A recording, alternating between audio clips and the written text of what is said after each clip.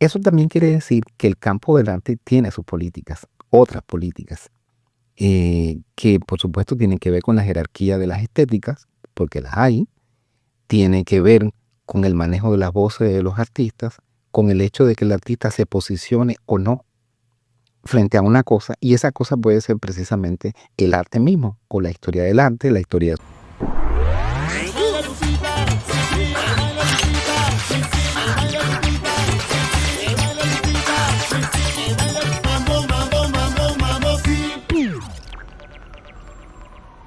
Bueno, bienvenido a Las Lupitas y hoy le vamos a poner la lupa al arte y política con nuestro curador favorito, Félix Suazo. Bueno, Félix, preséntate. ¿Desde cuándo trabajas con arte y política, por ejemplo? Bueno, ese es un tema prolongado. Y para serme fiel a mi origen y al lugar donde me eduqué en la primera parte de De tu mi vida. vida formativa, que fue Cuba, prácticamente no había arte sino política, ¿no? Y por supuesto eso tenía unos grandes desafíos. Cómo hacer que el arte dijera lo que le corresponde en un Bueno, contexto altamente politizado. y tengo entendido que la censura era increíble. O sea, yo tengo una foto tuya donde tú estás tratando de controlar a Ángel, al artista Ángel, que estaba haciendo una acción de hacer pupú o cagarse arriba del grama del periódico nacional, y él después fue preso, estuvo preso como un año. Así fue. Y entonces él, además, eso no los paró, porque él produjo obras, que era la manera como él con una caligrafía, él se comunicaba con su mamá a través de unos pañuelitos. Y esa es otra obra, o sea, de Ángel. O sea, que eso no lo paró para nada. Y tú estuviste presente en toda esa década, ¿no? Creo que fueron 10 años que estuviste en ese rol con toda esta gente del grupo provisional, con el grupo Hexágono, ¿no? Creo que se llamaba. Que Consuelo Castañeda, todos estos chicos. Sí, bueno, nosotros éramos los menores de la década de los 80 en Cuba. Ok. En la primera parte, por supuesto, lo protagonizan gente como las de Hexágono, Volumen 1, que es muy relevante, y otras agrupaciones, Puré, etcétera, que fueron muy reconocidas y activas en ese periodo. En la segunda mitad de los 80 insurgieron pues una nueva generación, la mayoría alumnos de la primera, y entre ellos se encontraba Ángel y otros artistas y colegas que se habían terminado de formar o bien en la Academia de San Alejandro o bien en el Instituto Superior de Arte, de donde provenía yo. Y en ese periodo me dedicaba un poco a organizar proyectos de inserción sociocultural, como los llamábamos en esa época. Eran proyectos en donde se basaba en una alianza con las instituciones y en nuestra fe de que mediante el diálogo y el manejo astuto de los símbolos y de las imágenes se podía de alguna manera llamar la atención sobre las contradicciones de la realidad cubana y sobre todo ayudar a su mejoramiento. Obviamente era parte de un ideario utópico todavía vigente en ese periodo, y el evento que tú señalas se refiere al objeto esculturado que fue en 1990 en el Centro de Artes Visuales. Y bueno, allí participaron más de 30 artistas. Ángel, por cierto, no estaba invitado, pero no era necesario para desarrollar su acción, que activó pues toda una serie de consecuencias sumamente significativas. No solamente él fue aprehendido y juzgado, sino que las autoridades del centro fueron removidas de sus cargos y eventualmente la exposición culminó antes de la fecha prevista, ¿no? Y esa fue la experiencia, digamos, una de las experiencias menos frontales en materia de debate político. Pero es el punto también para aclarar un asunto. cuando se hablaba de política en Cuba, hoy lo comprendemos mejor, se hablaba en realidad de ideología, ah, que no son la misma cosa. El término política es mucho más amplio, mucho más rico, mucho más diverso, y hay muchos tipos de política. Siempre que se entienda que todos esos tipos de política reposan sobre la noción de relación. Hay política ahí donde hay humanos, hay grupos humanos y donde hay un sistema de relaciones que regulan de alguna manera el control, ¿no? Del colectivo. Eso también quiere decir que el campo del arte tiene sus políticas, otras políticas, que por supuesto tienen que ver con la jerarquía de las estéticas, porque las hay, tiene que ver con el manejo de las voces de los artistas, con el hecho de que el artista se posicione o no frente a una cosa, y esa cosa puede ser precisamente el arte mismo, o la historia del arte, la historia de sus lenguajes. Bueno, yo lo comprendo muy bien porque yo que siempre, por ejemplo, yo soy museólogo, pero museólogo social. Siempre me fui hacia a las cosas que fueran alternativas y diferentes. Y de hecho, yo te conozco en Venezuela.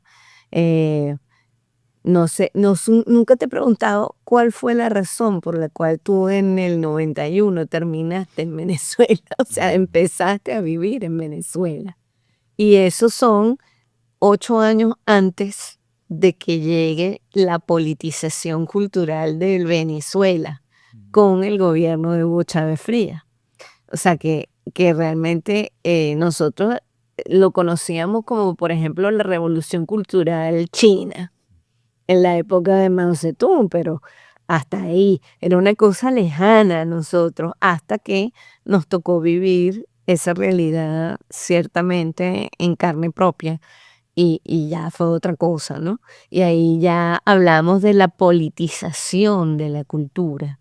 Eh, eh, a mí particularmente me tocó perfilar 199 fotos de Hugo Chávez Frías de 4 fotógrafos presidenciales y participar en la exposición en el Jacobo Borges, que fue la primera vez que hubo una exposición del gobierno en una institución cultural, o sea, que fue impuesta.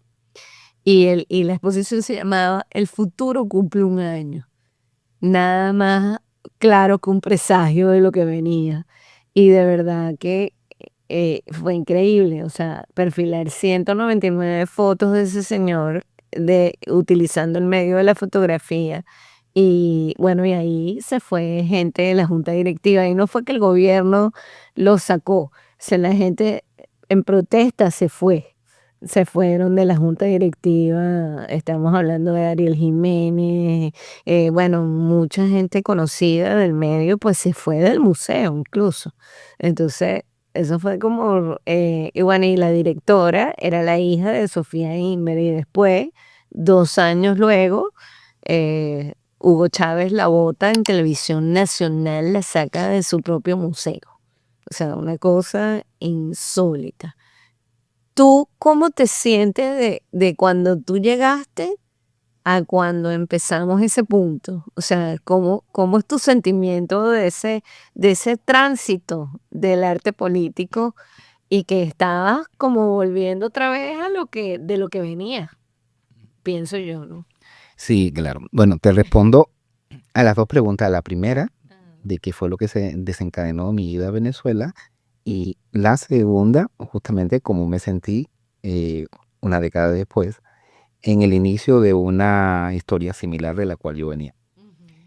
La primera parte de la respuesta es eh, precisamente el proyecto del objeto esculturado en el que participé como artista, pero también como organizador, y en donde ocurre el evento con Ángel Delgado. Fue el último gran proyecto, digamos, proyectos macro, en el que yo participé en Cuba y en el que prácticamente toda una generación de cierre de los 80 e inicio de los 90 cumplía pues un objetivo programático, que era el de mantener el arte en conexión con la realidad. Después de eso, por supuesto, se activaron una serie de resortes que las políticas culturales de Estado de las naciones autoritarias activan, vale la redundancia, para tratar con la disidencia, con el disentimiento. Y una de ellas es abrir algunas puertas, dejar que todo fluyera. Y coincidió que un excelente amigo visitó La Habana para entonces y se interesó por lo que hacíamos y era de Venezuela, se llamaba Domingo de Lucía, Se llama. se llama, y bueno, con él desarrollamos otro proyecto de las mismas características, pero hacia el exterior, que se llamó Nacido en Cuba. Un poco una paráfrasis de Nacido el 4 de julio, de Bruce Y, Wayne. y ustedes tengo entendido que en ese entonces deciden o posteriormente deciden hacer el grupo provisional, que eran 5, ¿no? Ujú, así es, Ajá. años más tarde. Pero esa es también otra historia, porque en Cuba, en La Habana, Existía el grupo existía provisional. un grupo provisional Correcto. que tenía un programa muy específico y significativo para esa época en Cuba. Entre otros, bueno, con Carlos Rodríguez Cárdenas y otros. Entonces, bueno, ya en Venezuela y en el proyecto Nacido en Cuba, fue lo que de alguna manera abrió la posibilidad de que yo permaneciera más tiempo en Venezuela e hiciera, después me incorporara pues a sus instituciones, a sus espacios artísticos e hiciera una carrera allá. En eso transcurrió una década. Yo fui a Venezuela en el año 1991 y ya para el año 1998 la historia estaba cambiando. Es la segunda parte de la Bueno, pregunta. y te hace un poco, pienso yo, especialista en arte y política. Y sacas tu libro, se publica con mi fundación, Fundación Artistas Emergentes, se hace la publicación de Umbrales en la Museología, Arte y Política, o sea, tus libros que eran como un sello, ¿no? Era tu sello de calidad Norben, como digo yo, que era tu presentación y que te hacía diferente a todo lo otro que había en el país en ese sentido, en esa línea pues de trabajo. Pienso yo, opino yo, no sé cómo te percibes tú a ti mismo en ese punto. Sí, bueno, en principio me percibo, bueno, como alguien que se asomó a ver una cosa que todavía no era visible en Venezuela. Correcto. Entre otras razones porque si bien la relación entre arte y política también ocurre en el arte venezolano, pero ocurre de otra manera y con una trayectoria diferente que no había sido problematizada hasta entonces. Entre otras razones porque la democracia venezolana, por lo menos desde 1958 hasta 1998, fue de las más estables del continente, era coherente y en donde, digamos, ciertas libertades, entre ellas las libertades del arte, no estaban cuestionadas. Habían otras situaciones, pero no esas específicamente. Sin embargo, ya del 98 en adelante y con los cambios que se fueron produciendo con la... Con la revolución cultural, porque sí, nosotros tuvimos una revolución cultural, ¿no? que así la llamaron en réplica a la otra revolución cultural que Correcto. ocurrió en China, ¿no? Exacto. Pero ya para 2005, que es cuando se sale afortunadamente el libro contigo y la Fundación de Arte Emergente, que es el antecedente de muchas cosas que sigues haciendo ahorita, para mí sí estaba claro, luego de haber estudiado un periodo importante en el arte venezolano que venía desde finales de los 50 hasta los 90, ya sí estaba claro que había una línea donde estaban latentes las contradicciones entre los problemas del arte y los problemas de la sociedad y que algunos artistas muy contados, que no protagonizaban la historia del arte en Venezuela hasta entonces, pero sí ya habían explorado eso. Bueno, yo me incluyo, yo utilizaba un alter ego porque era perseguida, de alguna manera utilicé Nina Dotti 17 años para entrar y salir y siempre hacer todas mis puestas en escena y todo en la FIA, que era el escenario principal donde, que era la Feria Iberoamericana de Arte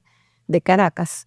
Y ahí pues empecé a hacer todas mis acciones. Y te confieso que al principio no me sentía comprendida del todo. Una vez cuando hice comámonos esta torta roja rojita, que era una torta con fondant rojo, que Sofía Inver picó, empezó a picar la torta en el estado de harina. Ella sí entendió, pero el resto de la gente no entendió y hubo gente que me preguntó que si yo era chavista, porque la torta tenía un fondant rojo, ¿no? Y la idea era que después que se repartía toda esa torta, el país quedaba en migajas. Entonces, yo lo que estaba tratando era de hacer visible algo que iba a suceder. Así como también tenemos Juan Loyola, que también hizo muchas acciones y que tampoco era comprendido y era censurado, ¿no? Sin saber, a través de los símbolos patrios y todo esto. Por ejemplo, ahorita que he estado haciendo acciones que tienen que ver con la democracia y el sentido de la democracia, o uno en particular que es Yo Soy María Corina, la gente cree que es que tengo un ego enorme, pero no entienden que Yo Soy María Corina es para hacer valer los derechos de una mujer para ser presidente de la república. O sea, no es que yo voy a ser mejor que María Corina. O sea, y hablando con otro curador amigo de nosotros, que es Gerardo Samarce, él me dijo, es que el tiempo es el que te va a validar eso o va a hacer que la gente lo entienda o lo perciba de la manera que corresponde a la intención que tú tuviste. O sea, eso es No, algo efectivamente. en el arte político yo siento que eso sucede. O sea, que no es así tan evidente. Sí, no, no, efectivamente. eh, Precisamente eso es parte de lo que pasó en la historiografía del arte en Venezuela y en gran parte del continente, la de confundir lo político con cierto tipo de lenguaje y no con una serie de prácticas donde las relaciones, eh, tanto personales como sociales, se veían comprometidas. De manera que en general se estableció la idea de que arte política era solo aquel que tenía un puño en alto, una bandera, o un grito. Y hoy resulta, que hay formas infrasimbólicas de trabajar lo político porque hay muchos campos donde lo político está actuando. Por ejemplo, tú señalas uno muy específico que está vinculado con la política y el género. Esa es una forma donde la política en el arte se empezó a manifestar y que, al menos en el caso venezolano, no se registró con suficiente claridad. ¿Por qué razón? Porque no eran los temas protagónicos de la historiografía, ni del campo, ni Y, el debate cultural. y tú te consideras ahorita un especialista en el arte que incomoda, como acaba de definir nuestro amigo Gerardo Mosqueira. Dice, hay que hacer más arte que incomode, que perturbe, que te saque de tu zona de confort. Absolutamente. Y de hecho, eso que Gerardo define como arte que incomoda es un arte para la inteligencia. No para inteligentes, sino para la inteligencia, para activar la inteligencia, porque parte del asunto es que a los regímenes autoritarios y a las fuerzas conservadoras no les interesan que la gente piense Piensa. y active su intelecto. Y de eso se trata también el arte político y de las políticas del arte, que son muchas, ¿no? Que tienen que ver con los lenguajes. Por ejemplo, en el libro que tú señalabas, que se publicó con la Fundación de Arte Emergente, A Diestra y Siniestra, uno de los tópicos más curiosos que creo haber explorado con mayor perplejidad, porque yo también me quedé perplejo, fue encontrar que las corrientes abstractas también tenían una posición política, Total. y que no era exactamente apolítica, como se decía. Todo lo que no tiene imagen es apolítico y es una suerte de evasión de la realidad, todo lo contrario. E incluso encontrar elementos que mostraban que cierto tipo de arte abstracto, constructivo, y en el caso venezolano, cinético, había alcanzado el sofisticado estatus de arte oficial. Y tú dices, ¿cómo se logra eso? Un arte que supuestamente no comunica nada, donde no hay forma, donde no hay supuestamente mensaje, donde no hay cosas explícitas, ¿cómo se puede convertir en el arte oficial de un país? Bueno, esas sorpresas las separa cuando uno estudia en profundidad la historia del arte venezolano Correcto. y demás. Y eso hizo también que pensara en que hay que hacer algunas correcciones, no solamente al concepto de arte y política en Venezuela, sino en Latinoamérica.